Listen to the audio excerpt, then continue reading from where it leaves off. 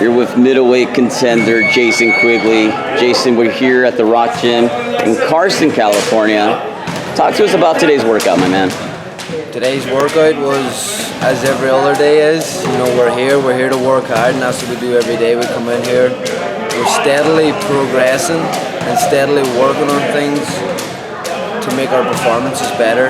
And that's exactly what we do in here. We come in here every day, we work hard, we go home, we rest, and we come back and work hard again. You know, talk to us about training out here at the Rock Gym, because you got guys like Dominic Brazil, you got Oscar Valdez, you got Jesse Magdaleno, you got an Irish amateur stand-up by the name of Michael Collin. You got so many inspiring fighters. Yeah. Talk to us about being around so many great fighters. All I can say about that is iron sharpens iron. You know what I mean? Success breeds success. And the thing about every fighter that you named, not one of us are arrogant, or not one of us are trying to beat each other.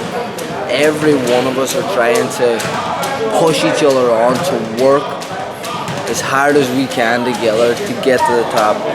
Jesse, Oscar have paved the way for the rest of us. They've shown us that what we do here is exactly what it takes to be a world champion. And it's up to us to keep working hard, to keep following in the footsteps, and to keep just, all it is consistency. Keep coming here, keep working hard, but also you have to come here and you have to give it everything, but you have to live the right life outside of the gym as well. You need to be eating right, you need to be sleeping right, you need to be doing the right things and resting after sessions. It's not all about just coming to the gym and working hard, it's about living the life. Now, let's talk about your opponent on March 23rd. It's going to be on ESPN, one of the first fights that Golden Boy has signed with. You're fighting Glenn Tapia. Talk to us about the fight. Glenn Tapia is a great opponent. You know, he's a great fighter. He's had a lot of great fights in his career. He's boxed some great fighters. You know, he's been in with the likes of Lemieux. He's been in with the likes of Kirkland. You know, Glenn Tapia is a top-class fighter. At the end of the day, you know, I gotta be prepared for Glenn Tapia come March 23rd. But when it comes down to it, I know what I'm capable of doing. And everyone else knows what I'm capable of doing. Glenn Tapia is a great fighter, he's a great opponent. But Glenn Tapia is another obstacle in my path, and he's there to stop me from getting what I want to get to. And I'm not going to let no man stop me. You know, there's been some mixed reviews about the matchup. Some say Glenn Tapia, he's washed up, he's a shot fighter. He got knocked out against James Kirkland. He was defeated against David Lemieux. Others say it's a good matchup to see where you stand, to see whether you're going to have to go the full 10, 12 rounds, or will you be the third man to stop him like the two previous fighters? What are your thoughts with the mixed reviews on this fight? Glenn Tapia has been beat, but look who he has been beat by. Exactly. He's not been beat by mugs. Do you know what I mean? He's beat by top-class, world-class fighters.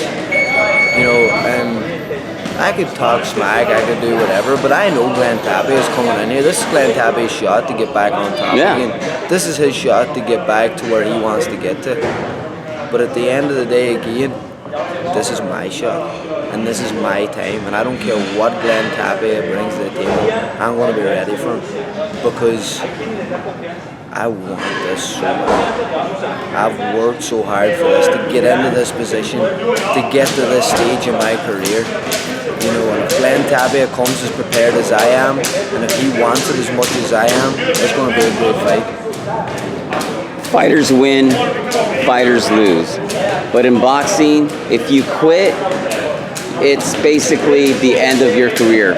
Fight fans do not like to see fighters quit. They don't like to see fighters lose. But in MMA, it seems to be okay to have a couple of losses. Let's look at Conor McGregor. He tapped out, but yet, against Nate Diaz, yet is a big star and is still negotiating a fight against Mayweather. What's the difference between boxing and MMA? To be honest, they're two different sports. You know what I mean? MMA is a different sport to boxing. I don't know, maybe fight fans are different, boxing fans are different than MMA fans. No, I think look, don't get me wrong, MMA has a lot of skill and a lot of talent when they're on the ground. That takes a lot of skill and a lot of hard work to be able to get into them moves, to be able to be grappling and holding people down for so long and everything like that. And you know, but there's a different skill level to boxing. You know, I think boxing is more of an art. It's more of a skill-based stand-up fight, whereas I think MMA is a wee bit more brutal. It's a wee bit more like street fighting and everything like that. Right. So I think the people that follow that maybe are like, hey, as long as you get in there and give it your all, it's okay. Right. Whereas boxers are more like, of course, if you get in there and give it your all, that's all a man can do. But at the end of the day, you know, it's about getting in there, being prepared, and not letting no man take anything away from you. You know, because boxing is it's a science of the sport. You know what I mean? It's an unbelievable sport. It's such a technical, tactical sport. Also, the amount of game plans, the amount of different fighters. Small, stocky fighters like to come forward and fight. Tall, long fighters that you have to get inside. They like to box and move. They're two completely different sports at the end of the day, you know. And it's everybody has their own opinions as well. Mayweather versus McGregor. They continue to negotiate. They continue to talk that this fight could happen this year. Will it happen? And should it happen? The way things are going, you know, I think it's going to happen. Things are building up now. Do you know what I mean? They're starting to tease us. All us fans and everything like that. They're starting to tease us. They're starting to throw bits and pieces in here and there to turn around and say, "Is this going to happen? Is it not going to? Yeah, it is going to happen. No, it's not going." And everyone's like, "Well, is it going to happen?" You know, and they're going to want it more because whatever you can't have, sometimes that's what you want most. And I think that's what people are trying to do. And that's what they're trying to do with a fight. But it's business. The two guys are very smart in their own right and in their own sport. Conor McGregor is the same as Mayweather in MMA. And Mayweather is the same as Conor McGregor in boxing. Right. They both have similar personalities. They like to talk a lot. They like to be controversial. They like to stand out there. They like to flash off, shoulder bling, everything like that. They're two very similar people, but in two completely different sports. Right.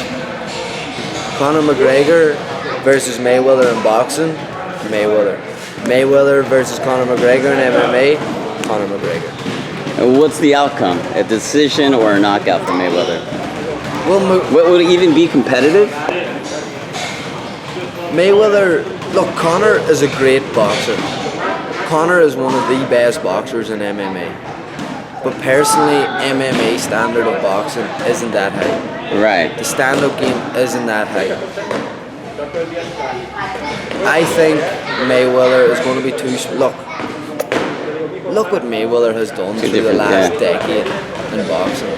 Conor McGregor has done what he's done, has done what nobody else has ever did in MMA. That's only over the last 2 or 3 years. Look what Mayweather has been doing consistently over the years, decades. You know what I mean?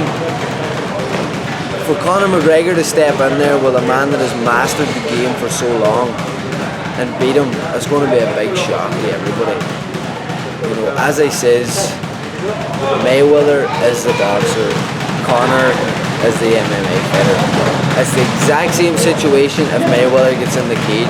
It's going to be McGregor all night long. Mayweather won't stand a chance. Right. But I think in boxing, it's going to be Mayweather. What are your thoughts on Vladimir Klitschko versus AJ? That's going to be 90,000 plus fans in the That's UK. going to be an amazing fight. Youth versus experience.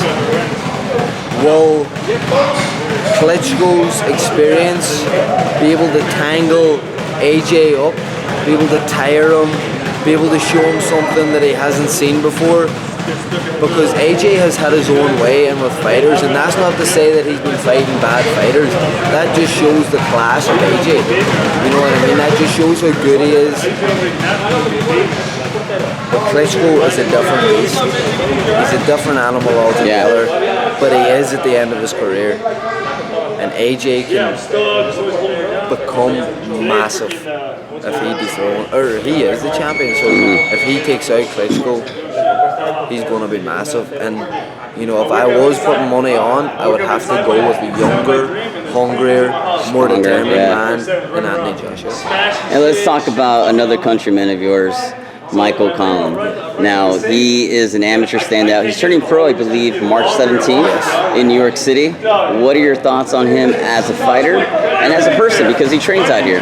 Well, me and Michael have been friends through the years on the national team, and even outside of boxing, we've been friends. You know, so Michael is a class act. He's a massive talent, and I think he's going to go a long, long way in the professional game. Of course, the professional game is a lot different than amateur. There's not too many people that can convert and transit into professional boxing from amateur boxing, but I think Michael is definitely one of them, and you know, it's going to be exciting. Look at the Irish fighters that's coming through right now. You have the likes of Michael Collin, you have the likes of Carl Frampton, you have the likes of Katie Taylor. This is unbelievable. There's a lot of great Irish talent out here. You know, and it used to be Barry McGuigan era, Wayne McCullough era, Steve Collins era. Now you're having 3-4 eras all put together. This is amazing. Yeah. For boxing, for Irish fans, for everything. This is amazing. You know, and I'm delighted to be in that bunch and to be part of it as well, because I want to bring pay-per-view fights back to Ireland. I want to bring big-time boxing back to Ireland. Let's talk about another fighter who trains out here, Dominic Brazil. He's going to be fighting on the undercard of Washington versus Wilder. How do you see Wilder versus Washington turning out?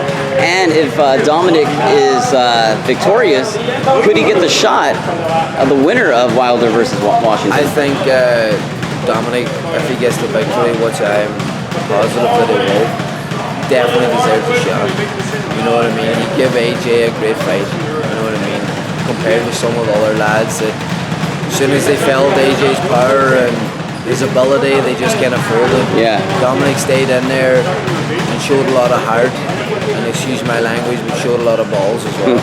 You know what I mean? So Dominic definitely deserves a shot. I think Wilder will come out victorious against Washington, as I haven't heard much about Washington. You know, I don't think he's been to that level that Wilder has been at. You know, but heavyweight boxing, boom, one shot can change everything. Change it all. You know, so Washington's in with a massive chance.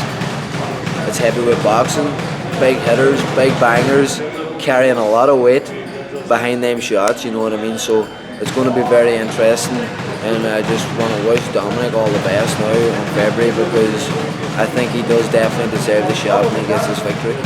You know, just a few days ago, Oscar De La Hoya, your boss, your friend, celebrated his birthday. What are one of your most memorable fights about Oscar? For me, it's very difficult to pick. He had a lot of great fights. You know, in particular, I just love the passion, and I love the way Oscar fought. You know, he got in there every time, and it's not only the way that he fought, it's who he fought. Oscar didn't care. Oscar just wanted to be the best. You know, Oscar went out there and he fought whoever.